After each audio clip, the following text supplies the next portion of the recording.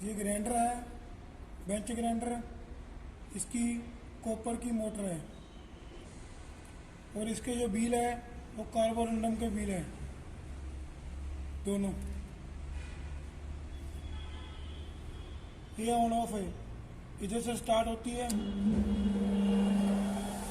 इधर से ऑफ। ऐसे ग्राइंडिंग करना है।